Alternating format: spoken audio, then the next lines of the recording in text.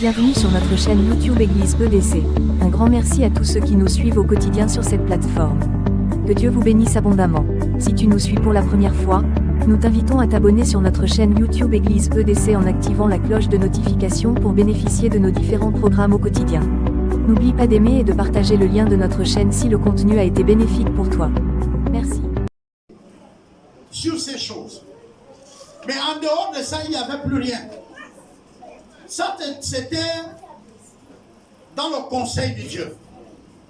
Dans lui-même, Dieu, si vous voulez que je vais un peu plus loin, Dieu le Père, Dieu le Fils et Dieu le Saint-Esprit, qui est Dieu, était dans son conseil. Et l'Esprit de Dieu, donc le Saint-Esprit, mouvait, donc il se baladait sur les eaux, dans l'abîme. L'abîme, c'est quoi? On peut comprendre que c'est les ténèbres. On est OK? Le noir était là. Et l'Esprit se baladait dans ça. Et l'Esprit allait sur la terre, et l'Esprit allait sur les eaux. C'était comme ça. Mais Dieu, lui, il avait un projet. Quand il regardait la terre, il avait un projet. Quand il regardait les eaux, il avait un projet. Quand il regardait également les ténèbres qui étaient là, l'abîme, il avait un projet. Et le jour que Dieu a décidé dans son conseil, alors il est venu s'arrêter, net, devant ces choses, et il a commencé à parler. Tu vois, quand j'étudie ce passage, je lis le chapitre, tout le chapitre 1 et 2, il m'arrive seul comme ça, même si ma femme est dans la maison, je me mets à crier et puis je danse, seul. Pourquoi? Parce que moi que vous voyez, comme vous, nous ne sommes pas sortis comme ça, nous ne sommes pas sortis comme ça. Je vais expliquer. Alors, si on lit bien le deuxième verset, on lit, le deuxième verset, il dit ceci, ou à partir même du verset 4. Dieu vu que la lumière, on va reprendre plutôt le verset 2. La terre était informe et vide. Il y avait des ténèbres et la surface vint au-dessus et l'abîme, aux surfaces de l'abîme. Et l'Esprit de Dieu se mouvait au-dessus des eaux. Dieu vit que la lumière soit, et la lumière fut. Dieu vit que la lumière était bonne. Et Dieu sépara la lumière avec les ténèbres. Dieu appela la lumière jour, et il appela les ténèbres nuit. Ainsi il y fut un jour, un soir, et il y eut un matin. Ce fut le premier jour. Alors là, on comprend que le premier jour, pendant que Dieu travaille, Dieu arrive, il dit, bon, maintenant, comme il y a le noir, je veux que la lumière soit. Et la lumière est venue. Et Dieu a fait tout ce qu'il faut. Le jour doit se lever là pour se coucher comme ça. Et tout, c'est vrai, nous monte en bloc. Et puis, à la fin, il dit, il a séparé la nuit et le jour. Et Dieu a vu que cela était bon. Ce fut le premier jour. Dieu a vu que c'était bon. On va arriver au deuxième jour et il va créer. Au troisième jour, il va créer. Le cinquième jour, il va créer. Le sixième jour, il va créer. N'est-ce pas? Mais le sixième jour, regardez ce qu'il fait. Il va créer, mais regardez bien comment il fait la création là.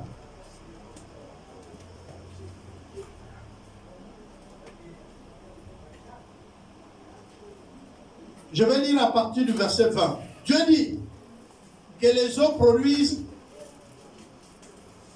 en abondance les animaux vivants et que les oiseaux volent sur la terre vers les étendues du ciel. Dieu créa les grands poissons et tous les animaux vivants qui se meuvent et leurs produits et leurs produisants. Et que les eaux produisent ainsi en abondance selon leur espèce. Il créa aussi tous les oiseaux. C'est ça? Alors selon leur espèce, Dieu vit que cela était bon. Dieu les bénit et Dieu les dit, soyez féconds, multipliez, remplissez les eaux. C'est ça, non? De la mer. Et que les oiseaux se multiplient sur la terre. C'est ça, non? Et s'il y a eu quoi? Il fut un soir Et ensuite, un quoi? Voilà. Dieu dit que cela, et le verset 24 nous montre aussi que Dieu dit que la terre produise des vivants. Selon l'air, oui, je suis avec vous, du bétail, des reptiles. Oui. Oui. Et tous les reptiles de la terre, selon leur espèce. Dieu a vu que cela était comment? Que cela était comment? Bon, n'est-ce pas, non? Moi, j'ai fait exprès de vous faire lire cette partie parce que on voit qu'il y a le serpent dedans. Est-ce que vous comprenez? Et on a dit que Dieu a vu que cela était comment? C'est bien. C'est très bien quand vous lisez la Bible. Tout ça là, Dieu les a créés. Mais au travers de sa parole. Quand Dieu parlait, les choses se réalisaient. Il parlait, ça s'est réalisé. Il dit à la terre que la terre produise. Et la terre donne, a produit. Mais la terre ne produit pas selon que la terre veut. La terre produit selon l'image que Dieu a. Je ne sais pas si on se comprend. Donc tout ce que nous avons ici, c'est l'image de Dieu. Et c'est le fruit de la parole de Dieu. Quand il parle, la chose se réalise. On est d'accord? Mais maintenant, lisez le verset qui suit. Lis-moi le verset qui suit. 26. Puis Dieu dit, faisons l'homme à notre image, selon notre ressemblance, et qu'il domine sur les poissons de la mer, sur les oiseaux du ciel, sur le bétail, sur toute la terre, et sur tous les reptiles qui rampent sur la terre. Est-ce que vous voyez quelque chose? Dieu se place, il dit que la terre soit, que la lumière soit, qu'on les sépare. Dieu est en train de parler, Dieu est en train de parler. Quand il arrive maintenant qu'il faut créer l'homme, Dieu cesse de parler. Dieu se retourne vers lui-même, vers son conseil. Et il dit, écoutez, on va créer l'homme. Dieu parle à lui-même. Il parle au Fils et il parle au Saint-Esprit. Dieu le Père le parle dans son conseil. Il dit, bon, écoute, on va créer l'homme. Mais il faut que l'homme qu'on va créer nous ressemble. Mais les autres, là, ils disaient que les oiseaux soient. Je ne sais pas si on se comprend.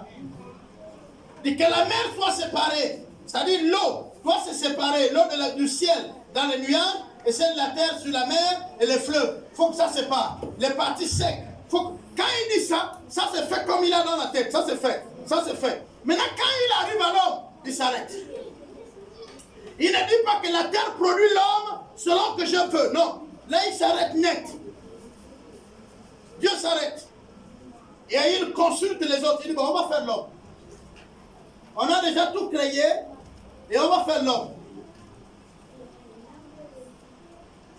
Et il dit, ils l'ont créé. Regardez bien. Le verset dit quoi? Le verset 27. Oui. Dieu créa l'homme à son image. Il le créa à l'image de Dieu. Et il créa l'homme et la femme. Va au 28. Dieu les bénit. Et Dieu leur dit, soyez féconds, multipliez, remplissez la terre et l'assujettissez. Et dominez sur les poissons de la mer, sur les oiseaux du ciel et sur tout animal qui se meut sur la terre. Ok. Le chapitre 22 va vous révéler comment Dieu a fait. On dit que Dieu prit de la poussière. Vous avez déjà lu ça? Et il forma l'homme. Après qu'il a formé l'homme, il a fait quoi? Oh, je parle aux chrétiens qui lisent la Bible. Oui, il a fait quoi?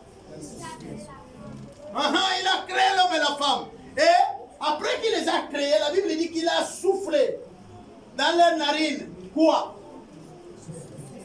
Le souffle de vie. Le souffle de vie. Alors, je voudrais d'abord que vous compreniez que là maintenant, les autres ils disent que ça soit, ça soit, ça soit. Mais quant à l'homme, Dieu lui-même descend.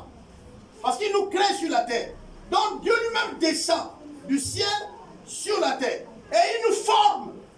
C'est-à-dire la forme de ma tête là. Dieu lui-même s'est choisi il a fait. Les bras, là où mes bras sont, Dieu lui-même, il a fait.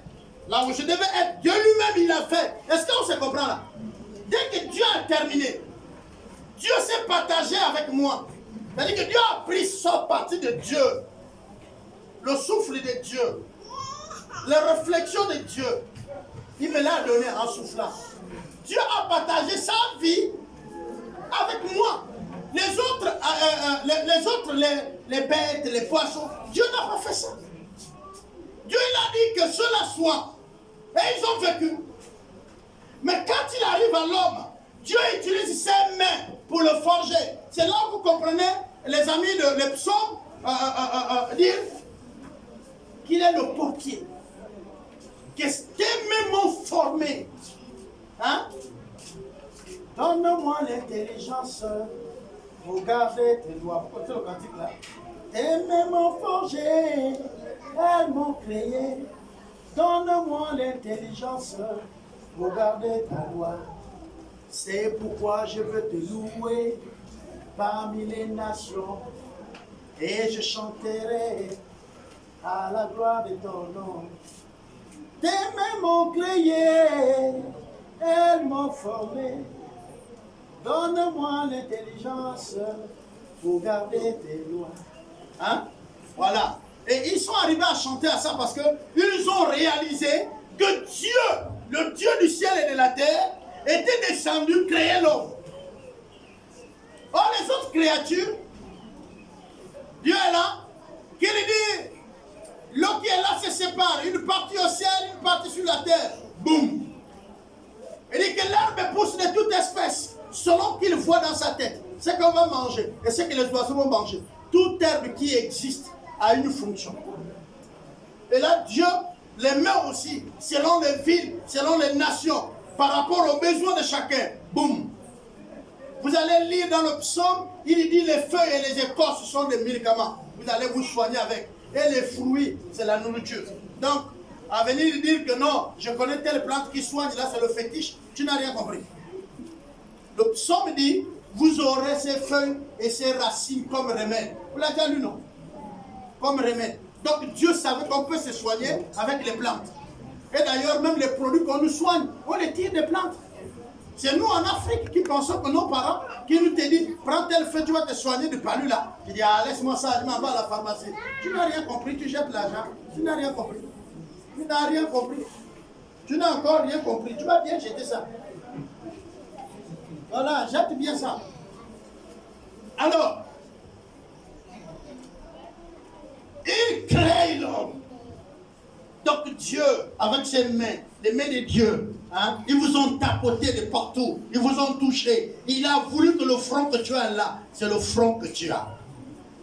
Lui-même, Dieu, oh. Pendant que tu penses que non, le bébé dans le ventre là, il grandit comme tu le veux. C'est Dieu qui le tapote, il lui donne la forme. Wow. Et à la fin, Dieu n'a pas dit qu'il a vu que cela était bon. Il les a dit, soyez bénis par terre. Non, Dieu s'est arrêté et il a dit à l'homme, soyez bénis, soyez féconds, multipliez-vous, remplissez toute la terre. En fait, que toute la terre soit habitée par vous. Et l'homme va obéir au principe. Quand il est né, l'homme va commencer à conquérir la terre. L'homme va commencer à aller sur l'ordre que Dieu a donné. Je vais ouvrir une parenthèse. Alors le diable pêche et Dieu l'envoie sur la terre. Et beaucoup d'entre nous posent la question, pourquoi Dieu envoie Satan sur la terre, sachant que l'homme est là-bas? Mais c'est rien.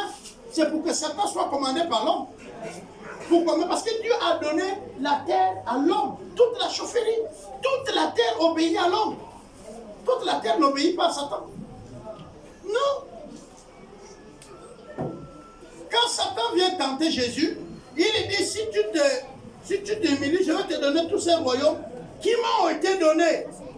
Comprenez bien. Il dit que ces royaumes lui ont été donnés.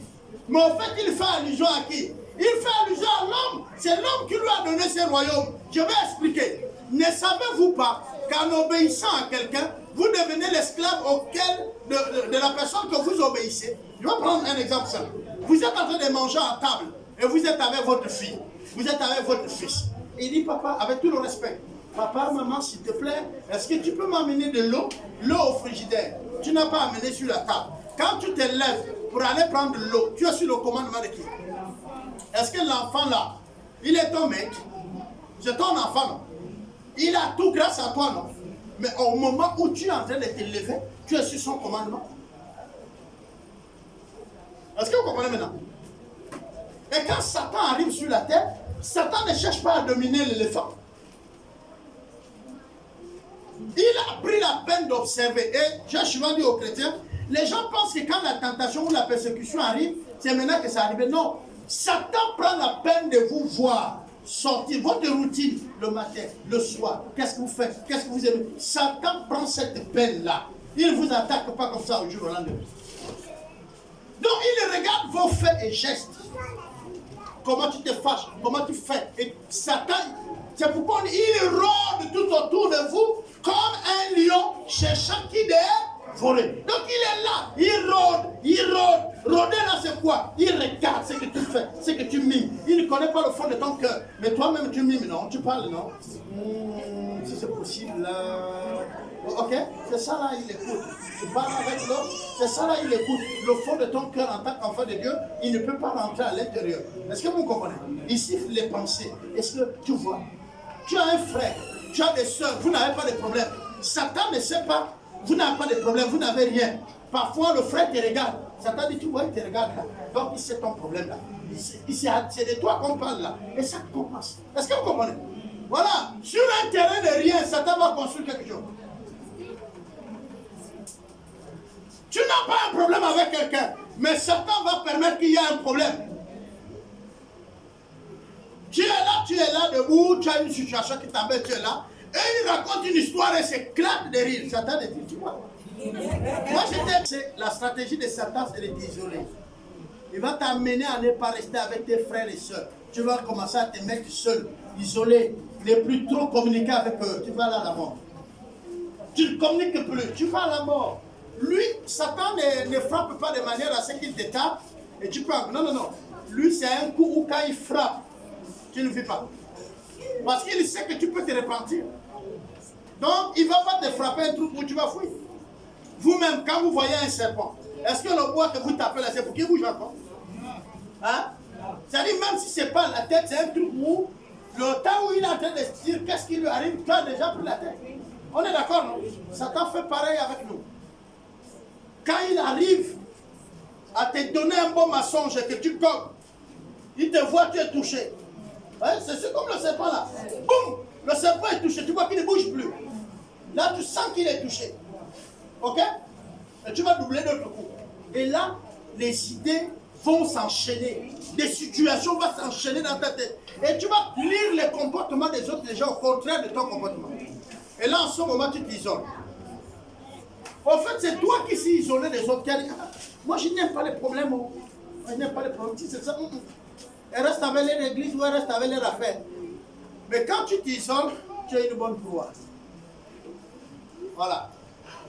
Tu peux dire, moi je veux vivre ma vie chrétienne par la télé. Tu peux tout dire. Non, moi je suis maintenant les prédications. Tu es mort. Le diable vient de t'isoler. C'est comme les lions. Le lion, lui, il vient dans le troupeau. Oh! Quand tous les bêtes la fouillent, tous le même groupe, il court seulement derrière eux.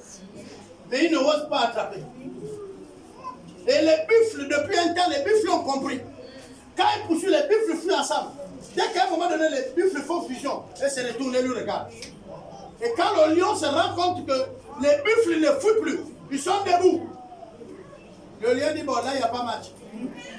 Vous le voyez freiner et courir ailleurs. Et pourtant, il peut bien manger un buffle. Mais quand les buffles sont ensemble, quand il tient même un, les autres viennent charger. Or, chez nous, quand un frère est isolé, une soeur est isolée, on ne commence plus à le voir à l'église. On dit, c'est son problème.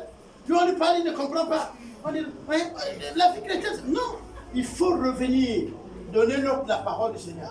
Frère, c'est comment? Il y a quelque chose, non, ça va. Je prends d'abord le repos. Je dis, non, avec Dieu, ne prend pas le repos. Il n'y a pas de problème. Nous, il faut venir. S'il persiste dans sa position, il serait mangé par le lion. Tu as fait ta part. Ça, c'est une parenthèse que j'ai ouverte pour vous dire comment le diable travaille. Et ce que je voudrais montrer, c'est la nécessité en réalité de comprendre l'efficacité qui est attachée dans la parole. Quand l'homme pêche, l'homme perd une position. C'est la position d'être toujours enfant de Dieu. Parce qu'il est désormais dominé par le diable. Mais il continue à se multiplier, c'est-à-dire il fait les enfants. Physiquement, il donne naissance. Mais spirituellement, les enfants qu'il met au monde sont morts. Alors, c'est là où le Seigneur Jésus-Christ va donc être préparé à envoyer pour revenir changer la donne. Est-ce qu'on se comprend maintenant? L'homme a perdu sa position quand il a péché dans le jardin. Mais la bénédiction de se multiplier, de se procréer était. Seulement cette fois-ci, tous ces qu'on met au monde sont déjà dominés. C'est comme par exemple, vous prenez les oiseaux qu'on appelle les poules. Nos poules, c'est les oiseaux. Ils étaient en forêt un jour. Dans d'autres pays, il y a encore les poules en forêt. Vous savez ça? Voilà. On les a amenés en ville. On les a mis dans une clôture. On les a laissés là-bas. Est-ce que les enfants qu'ils font là-bas sont aussi dans la clôture? Est-ce que ces enfants sont aussi dominés? Mais pourtant, ce n'est pas les enfants là qu'on a attrapés. Je ne sais pas si vous comprenez. Mais puisque les enfants sont nés sur la base de l'élevage, donc ces enfants-là appartiennent maintenant au même propriétaire. Tu as pris tes poules, tu as gardé à la maison, tu les nourris. S'ils font les œufs sont à toi. Tu es libre de les griller, de les frire, de faire l'omelette. Les poules n'ont rien à terre. Donc le diable peut venir vous tuer. Le diable peut rendre votre vie difficile. Vous n'avez rien à lui dire parce que vous êtes sous sa domination. Et c'est là où le Seigneur, étant le propriétaire de la créature, et la vision par la première qu'il a créé l'homme, étant changée, il vient pour non seulement le racheter. Le mot racheter, ça veut dire quoi? Il arrive et il dit au diable, tu as payé quoi? Je te rends ça. Parce qu'ils ne sont pas ta propriété, c'est les miens. Même si tu les as tués et que tu as perdu du temps en les nourrissant, je te le rembourse. Je les récupère. Mais le diable sait que ceux-là qui les tiennent prisonniers là sont les véritables, c'est ses chefs. C'est les véritables propriétaires de la terre. Si Dieu les prend et qu'il les rétablit, ils deviennent ses chefs, c'est lui qui va être dans la cage. Alors il lutte pour ne pas y arriver là. Pourquoi? Parce qu'il sait que la position d'un prisonnier n'est pas bonne. Et il sait comment il vous a traité. Laissez-moi ouvrir une parenthèse. Vous avez vu les Gabonais jumelés. Vous avez vu les Gabonais sauter. Parce qu'on a dit tout de suite, le pouvoir, un pouvoir est tombé, un nouveau pouvoir est arrivé. N'est-ce pas, non? Pourquoi les Gabonais ont jubilé? Étiez-vous en prison? Mais pourquoi vous avez jubilé? Il y avait quand même un malaise, même si vous le dites. Et il y a un élan d'espoir qui naît. C'est pourquoi vous voyez, toutes les sociétés viennent maintenant dire, nous on souffrait, il faut nous voir. L'autre aussi sort, nous aussi, hein, nous on souffrait. Les autres, tout le monde veut quelque chose tout de suite. Est-ce que vous comprenez? C'est comme les enfants qui étaient affamés. On enlève la marmite du feu et la maman dépose. Ah non, on n'attend plus qu'il dit amener les assiettes. Chacun vient déposer, il dit maman, moi j'ai trop faim là, il faut me servir. L'autre c'est ah non, même moi. Est-ce que vous comprenez? Mais le chrétien est le seul qui ne célèbre pas son salut. Même le jour de l'anniversaire de votre salut, là, mon frère, tu dois célébrer ça. Le jour où le Seigneur Jésus s'est révélé dans ta vie là, et que tu es sorti de l'esclavage là, c'est le jour à célébrer l'anniversaire. Ce jour-là, tu dois dire merci Seigneur. Tu tues les moutons, mange. Souvent, on célèbre le jour qu'on est né, qu'on était même dans le jour du péché. C'est le jour de l'anniversaire où on est né là. Où on était dominé là. C'est le jour là que nous on célèbre. Mais le jour qu'on a accepté Christ, ça on ne célèbre pas. Il y a même beaucoup de gens qui ne le connaissent plus le jour-là. Déjà accepté, c'était en l'année... C'était en 2008, hein. Tu dis le combien, il ne connaît pas. Hein? C'était entre la dernière semaine du mois. La dernière semaine. Les 9 heures, vous êtes plein là. Alors, qu'est-ce que je voudrais en réalité dire? Quand nous allons partir maintenant dans le livre de Matthieu 28, est-ce que tu peux ouvrir Matthieu 28, s'il te plaît? Matthieu 28.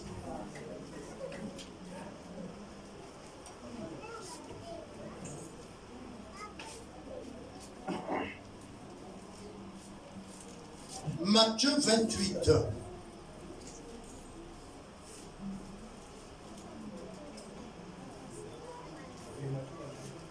On va lire à partir du verset 18. Matthieu 28, à partir du verset 18. Jésus, s'étant approché, leur parla ainsi. Tout pouvoir m'a été donné, dans le ciel et sur la terre. Allez, faites de toutes les nations des disciples, les baptisant au nom du Père, du Fils et du Saint-Esprit. Et enseignez-leur à observer tout ce que je vous ai prescrit. Et voici, je suis avec vous tous les jours, jusqu'à la fin du monde. Ok. Quand l'homme pêche, il perd la présence de Dieu. Il n'a plus la présence de Dieu. Il a la présence de son nouveau maître. De manière permanente. Mais il arrive à se multiplier. C'est-à-dire qu'il fait des enfants de manière physique. Le domaine de la multiplication est, quand Dieu veut rétablir la condition de l'homme, il revient. Et là, c'est cette partie du verset-là. Vous voyez, c'est la fin de l'évangile de Matthieu. Et Jésus leur dit ceci. Il est terrible, Jésus. Jésus s'étant approché, leur parlant ainsi. Tout pouvoir m'a été donné dans le ciel et sur la terre. Pourquoi il parle de pouvoir? Il dit, allez faire de toutes les nations des disciples, les baptisant au nom du Père, du Fils et du Saint-Esprit. Mais pourquoi il parle de pouvoir? Pourquoi? Pourquoi il parle de pouvoir?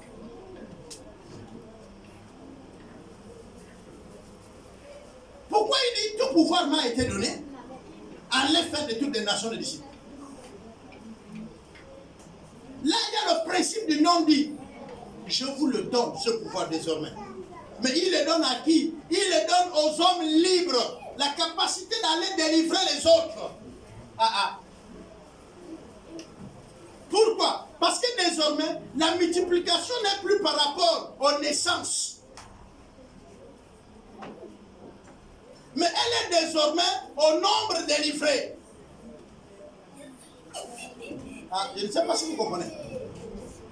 On délivre comment? En prenant conscience. Pourquoi? Parce que, alors j'ai une image, c'est quand j'enseigne avec le vidéoprojecteur que je montre cette image. Vous voyez, on parle de cheval, un seul cheval, c'est ça non? On parle de chevaux quand ils sont beaucoup, mais cheval. Il a ce qu'on appelle les rênes. Les rênes, c'est les cordes. On lui attache là, on appelle ça les rênes. C'est pourquoi le cantique dit, Jésus, roi des rois, règne à moi, prends les rênes de ma vie. On ne dit pas prends les rênes de ma vie, non, on dit prends les rênes de ma vie. Les rênes, vous voyez les cordes que le chevalier, quand il est sur le cheval, il prend deux cordes là. C'est les deux cordes qui lui demandent de virer à gauche, à droite et de tenir droit. On appelle ça les rênes. Donc on dit au Seigneur, tiens, tu es le maître de ma vie, tiens les cordes de ma vie, c'est toi qui dois me diriger à gauche ou à droite. Et là, ça répond au même phénomène qu'on appelle les circonstances. Je vous ai dit, quand vous êtes même maltraité quelque part, et ça vous pousse à quelque part, parfois il faut comprendre que Dieu ne veut pas que tu sois là. Malheureusement, parfois, les gens veulent rester. Mais il faut comprendre ce que Dieu veut. Part. Il faut partir. Tu t'assois sur un banc, on pousse. Il y a une image à la télé là. Il y a un gars qui vient, et puis il se met devant. Et les autres qui sont en rang, ils disent, hey, toi là, rigolo, va derrière moi, l'autre dit, va derrière. Et finalement, ils se retrouvent derrière.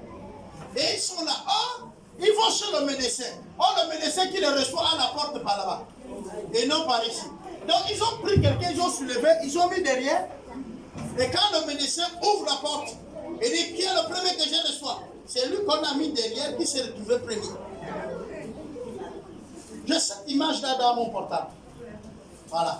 Et finalement, il a dit aux autres, vous m'avez mis en première position. Et il est rentré. Vous voyez? Il était le premier arrivé. Il s'est mis à la fausse porte. Tout le monde se sont mis derrière lui, mais ils se sont rendus compte qu'ils avaient plus de valeur que lui. Donc moi, je vais être derrière. Ah, fous-moi le camp. Vous voyez, quand on voit quelqu'un qu'on ne donne pas de la valeur, on dit, ah, quitte là. Et puis il veut rentrer là. Tu vas rentrer, fous-le. Et il s'est retrouvé à la fin. Et finalement, le médecin qui reçoit est par là-bas. Donc, il est retourné au début. Quand vous allez à l'hôpital, souvent, tu mets ta fiche, les autres mettent. Et vous savez ce que le médecin fait? Il renverse les fiches pour commencer avec le premier. Ok? Parce que s'il les prend comme ça, c'est une injustice. Il renverse les fiches parce que la fiche qui est en bas est celle qui est en haut. Alors, je vais vous raconter une histoire. La mort a rendu visite à quelqu'un. Quand la mort nous rend visite, le monsieur dit, bon, je suis prêt à mourir, mais attends la mort. Il a fait la bouffe, il a donné la mort a mangé, et tout. Oh, la mort travaille aux ordres de Dieu. Dieu lui avait dit, va, tu tues X. La mort est venue, on lui a donné la nourriture et toute la mort était corrompue. Et maintenant, la mort a dit au gars, bon, là je ne suis plus prêt à te tuer, on fait comment? Il dit, non, mets-moi maintenant le dernier. Est-ce que vous comprenez? Mets-moi le dernier. Donc ils ont enlevé son carnet là, ils ont mis en bas, pour qu'il soit le dernier qui va mourir venir de tout le monde. Et la mort est partie chez Dieu. Il dit, bon, je suis là, j'ai fini mon travail, je reviens. Dieu lui dit, ok, cette fois-ci, tu es le dernier. La mort dit, comment? Il dit, oui, cette fois-ci là, tu ne continues plus comme ça, tu tues d'abord le dernier, après tu continues.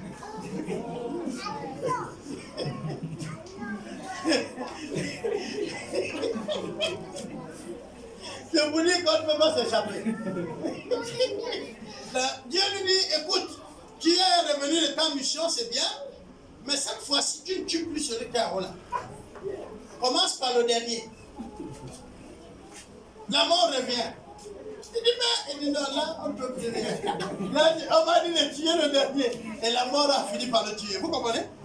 Donc, parfois, tout ce qu'on peut faire ne changera pas ce que nous, on va devenir. Je vous dis que ça soit le bien. Dieu, s'il veut t'amener là où tu vas arriver, même en pleurant, tu vas arriver. Même si tu ne veux pas être béni, tu seras béni. Vous comprenez? On ne fait pas d'effort pour avoir la bénédiction. Mais on peut te soulever là où tu ne veux pas la bénédiction là. Pour rentrer dans la bénédiction. Tu vas rentrer.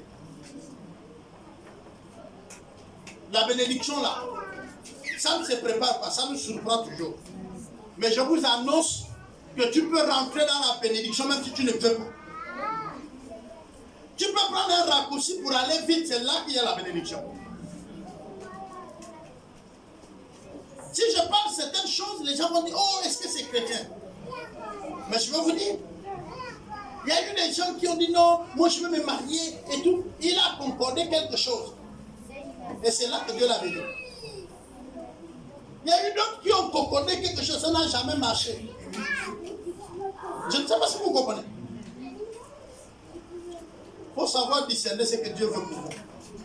Et ici, voilà le même principe de la parole. Dieu dit, allez, faites de toutes les nations de quoi? Des disciples.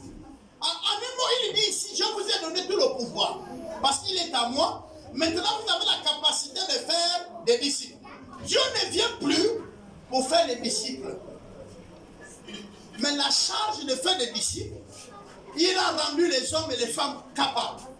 Et si vous ne faites pas des disciples, vous rentrez dans la désobéissance, la non-procréation. Vous êtes stérile. Quand la Bible dit qu'on ne trouve pas dans la maison les stériles, il ne parle pas de ceux qui ont fait d'enfants ou pas. Il parle de ceux qui ne se reproduisent pas, qui n'ont pas de personnes qui les suivent dans la foi. Le principe de Dieu, ce n'est pas le nombre de tes enfants. Si tes enfants sont païens, ta bénédiction, Ah, il faut comprendre ça. Qu'on ne trouve point dans ma maison des stériles. Il ne parle pas du nombre d'enfants que tu as fait. Il parle du nombre de personnes que tu as conduites en Christ. Comment? En allant les chercher. En les annonçant l'évangile. En les encadrant dans la foi. Afin qu'ils deviennent mûrs serviteurs de Dieu. Vous savez, il y a une maman que je parle beaucoup d'elle, mais malheureusement elle est décédée. C'est maman Soucha. C'est une des mamans qui m'a encadré dans ma foi. Mais je peux vous dire que l'encadrement était bizarre. Elle m'appelait passer les journées avec elle. Elle me faisait faire les jardins qu'elle plantait. Les jardins, elle plante l'oseille. Mais je fais la journée avec elle. Je suis une chrétienne, je fais la journée avec elle. Et parfois on est là en train de bavarder. Elle dit, mon fils, il faut tenir ferme. Mon fils, même si les choses sont difficiles, tiens haut. Vous pouvez voir que c'est rien. Mais en réalité, le fait que je suis à sa présence, fait que je suis continuellement avec un chrétien ou une chrétienne. Je ne sais pas si vous me comprenez. Je suis donc dans la communion fraternelle. Elle prépare, on mange et tout. Avant que je rentre, elle prie pour moi. Elle ne me payait pas. On fait les jardins, après je rentre. Elle me disait, mon fils, un jour ça va produire. Si Dieu nous laisse, mon fils, ça va produire. Je dis, qu'est-ce que ça produit? J'aurais même quoi là-dedans. Et puis, ça produit. Elle a vendu, maman Soucha. Après, elle a commencé ici à prêter de l'argent aux gens dans le marché, maman Soucha. Elle était du Congo. Un jour, je suis chez moi à la maison. Et notre église ici n'avait pas eu des entrées qui pouvaient payer mon loyer. J'étais en train de me poser la question, comment on va payer le loyer à la maison? J'étais à Mingara. Je vois un véhicule garé sur le goudron. Et ce dimanche-là, elle avait fait le culte ici. Elle est partie, mais en semaine. Je vois le véhicule garé. Parce que son mari avait une courte Prado. Garé. On dit, il y a une femme qui t'appelle en route. Elle dit que moi, oui, les enfants étaient sur la laisse, sont rentrés. Il y a une femme qui t'appelle. Et puis je suis sorti. Oh, maman, comment ça me dit, papa? Je suis en train d'aller à Potos. Mais Dieu m'a dit que tu payes la maison. Je t'avais dit, mon fils, qu'un jour ça va produire. Regardez bien, les jardins de quelle année? Il dit, ça va produire. Là-dedans, 200 000. 150 000 pour payer la maison. 50 000 pour les charges. Je prends, je ne sais pas, hein. J'arrive à la maison, je ouvre. Elle a bien séparé 150 000 francs pour la maison, 50 000 francs pour les charges de la maison. J'ai dit gloire à Dieu. J'ai appelé la bailleur, j'ai remis l'argent. J'ai pris maman en liste de ce qu'elle dit, paie les charges. On continue. Le mois prochain, elle est encore revenue et dit, l'homme de Dieu. Alors moi-même, je suis resté, j'ai dit oui, ça. Le jardin là. Vous comprenez ça? Mais parce que parfois, quand vous posez l'acte, vous voulez voir le fruit, vous voulez manger maintenant. Non. Non, on est trop pressé. Dieu finit toujours par nous récompenser. D'une manière ou d'une autre. Et ces jours-là, moi je ne comprenais pas que maman avait compris, moi je suis son fils. Peut-être qu'elle n'avait pas de beaux mots pour me dire. Mais pendant qu'on travaillait, elle priait pour moi. Pendant que j'étais chez moi, elle priait pour moi. Vous comprenez? Mais ça, je ne voyais pas. Je voulais peut-être que quelqu'un me dise, tu es dans le sommet, reçois. Tu vois, Dieu plus Dieu égale sagesse. Dieu, l'homme de Dieu est puissant. Et puis il m'a dit, papa, c'est pas là. Et il laisse même les engrais, il me pose d'abord la main. Reçois ça. Là-bas, je dis, ouais, j'étais chez maman. Elle ne faisait pas ça. Elle préparait le repas, on mangeait. Et avant de manger, on prie. Moi, j'étais jeune dans la foi. Elle prie pour le repas. Nous, on mange. Après manger, ok, on part travailler au champ. Je suis un homme, elle est une femme. Elle ne peut pas labourer. Donc j'ai la pioche, je tape, je regroupe et tout. Elle va verser l'eau dessus. Elle met les caca de sauve-souris. Elle met beaucoup de choses dedans. Elle est avec les sous. Là où il fait chaud là. Elle avait un grand chapeau. Moi aussi, elle m'a donné le chapeau. Ses enfants à elle, ils sont assis à la maison. même, certains me méprisent. C'est-à-dire que même quand leur maman fait le repas pour me donner là, ils voient ça comme si je mangeais leur repas. C'est sûr. Elle s'est occupée d'eux parce que c'est ses enfants. Mais je ne suis pas sûr qu'elle a arrivé à mettre des grosses sommes dans des enveloppes pour les remettre un jour comme ça. Je ne suis pas sûr de ça. Pour leurs études, oui. Est-ce que vous comprenez? Pour leurs besoins, oui. Mais pour dire, papa, oui. Tiens, prends, c'est pour toi. Moi, je ne crois pas. Je ne crois pas. Après que l'église payait ma maison, vous ne payez pas. Je reçois une enveloppe de 200 000, une enveloppe de 100 000. Et je vais vous dire une chose extraordinaire. Je commençais à construire pendant que j'étais en train de construire. Je n'avais pas la vision de construire une maison en étage. Je construis une maison ordinaire. Mais il y a beaucoup de mes papas et mes mamans qui sont passés. Ma maison est sur le bord de la route. Ils ont dit, tu fais quoi là? J'ai dit, une maison, ils disent, ça c'est quelle maison tu fais? Au bord de la route où tout le monde va passer. Tu as quand même le fils des gens. Ils ont dit, coule les poteaux. Tu fais les poteaux, on coule la dalle. Chez nous, les técons, on dit que celui qui te dit que allonge la maison n'est pas celui qui te donne le bois ou la tôle. J'ai dit, Je suis arrivé à la maison, j'ai réfléchi. J'ai coulé les poteaux, coulé les poutres, coulé tout pour couler la dalle. Il n'y a pas l'argent. Je suis en arrêt. Pause. Il n'y a pas l'argent. Les poteaux, j'ai coulé. Plus personne qui était venu me dire, fais là, n'est revenu par là. Un jour, je suis assis à la maison. C'est d'abord ma femme. Ma femme rentre là où elle travaillait. Elle me dépose 600 000. Elle dit que paye la dalle. Pendant qu'elle et moi on réfléchit, j'ai une maman qui rentre. Vous êtes là, je dis oui, il dit 900 000 coule la dalle. Je suis en train de vous dire chez moi, une autre maman rentre, 1 million, coule la dalle. Je parle, les mamans sont ici, dans Franceville. D'autres ne sont même pas de notre église. Mais c'est des mamans parfois. Papa, oui, moi ici, là, vraiment j'ai la fièvre. Si tu peux venir me payer la facture d'eau. Je quitte chez moi à pied de Wenje. Je vais à Mingara, là où ils habitaient. Je vais à Mbaya prendre la facture à pied. Mais pour revenir maintenant à la SCGL, me donne le taxi. Je fais la queue, je paye le courant. Pour qu'on la coupe à l'eau. Le dimanche prochain, je la remets la facture. Les mamans m'appelaient, papa, viens. J'ai un champ à débrousser, saison sèche. Maman est cadre à la CNSS. Je rentre, je débrousse la brousse, je coupe. La maman a fait son jardin. Et même pour vous montrer que c'est pire, la même fin d'année, on l'a fait ailleurs. Elle quitte la ville même. Donc même nous, tu avais un peu d'espoir. Elle part. Tu es là quelques années. Peut-être près de 10 ans sont passés. La maman l'a pas fait. Oh, papa, ça c'est toi. Tu continues à servir Dieu. Tu dis oui, maman. Tu dis, oh. La maman vit maintenant où? À Paris, en France. Je ne sais pas comment, mais elle vit là-bas. Et moi, j'interviens à Avia. Je prêche. Ce jour-là, j'étais avec maman, c'est sur la mission. Je prêche, je finis la prédication. Je dois intervenir à Osangé. Donc, je finis de prêcher. Non, à Zanyon. Je finis de prêcher. Pendant qu'on prie là, je descends parce que je dois prendre le véhicule, courir pour prêcher dans notre église. Quand je descends, je parle. La maman là ne priait pas. Elle avait ses yeux ouverts, elle m'attendait. Dès que j'ai commencé à fumer, elle est sortie. Maman a dit c'est bon, on commence à dire. Elle ouvre. Je vous dis, c'est un héros. Non converti. Elle dit, papa, Dieu m'avait mis à cœur, je ne savais plus là où tu étais. Reçois. Quand tu débroussais mon champ, prends pour toi. Prends pour toi le manioc que ça a donné. Je ne regarde même pas, c'est dans l'enveloppe. Je vois seulement que c'est des petits billets propres.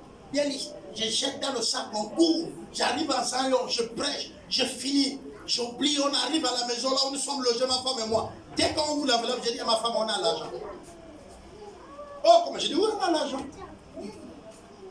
Je vais en banque, au bord des mers, là où il y a le palais. Il y a Berger-Fils sur le côté qui change. Là, je rentre tout gaillard.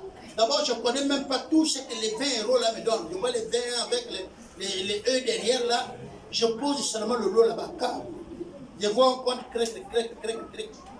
On me sort près de 200 et quelques billets. Je dis, hé, les trucs, les quelques billets que j'avais là, c'est tout ça. Ouais. Dans mon sac. Ma femme et moi, mon boîte. Mon boîte, on a payé tout ce que l'on voulait. Sogam équipe, on a payé les scies, le matériel pour la construction. Quand on vient à France, les gens voient qu'on a les sacs, mais ils ne savent pas. C'est les jardins que je faisais. Les jardins. Quand une maman vous dit, mon fils sème, vous, là, les jeunes étudiants, s'aimer. S'aimer. Vous allez récolter un jour. C'est jette ton pain sur la face des eaux. Ne vois pas déjà tout de suite, oh, je plante, tu donnes. Tu as manqué. Et ici, le principe d'aller faire de toutes les nations des disciples, c'est plus tard. Après la mort dans le jardin, plus tard, Dieu va envoyer la délivrance. Et quand il nous délivre, il nous rend puissants. Au point que le diable ne peut plus nous rendre esclaves. Mais il y a ceux-là qui sont libérés, mais qui continuent à vivre comme des esclaves. C'est-à-dire qu'on a ouvert la prison, on lui a dit, sors, ici je ne paye pas l'eau. Ici je ne paye pas le courant. Si je sors là-bas, il faut faire des efforts. Parce que la vie chrétienne n'est pas facile. Et il y a les gens qui se plaisent dans la vie païenne. C'est bon?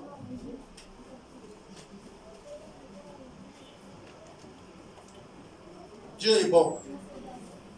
Donc notre devoir, c'est de continuer à accomplir ce que Christ a fait. Quoi? De faire de toutes les nations les disciples. Je voudrais donc vous demander de prier avec moi pour comprendre que le pouvoir nous a été donné de faire des disciples. Mais on le fait par la parole. Proclamer des paroles dans les vies des autres. Enseigner les personnes. Donner leur confiance pour qu'eux ils deviennent des disciples. Prions notre roi. Seigneur, merci. Bienvenue sur notre chaîne YouTube Église EDC. Un grand merci à tous ceux qui nous suivent au quotidien sur cette plateforme. Que Dieu vous bénisse abondamment. Si tu nous suis pour la première fois, nous t'invitons à t'abonner sur notre chaîne YouTube Église EDC en activant la cloche de notification pour bénéficier de nos différents programmes au quotidien. N'oublie pas d'aimer et de partager le lien de notre chaîne si le contenu a été bénéfique pour toi. Merci.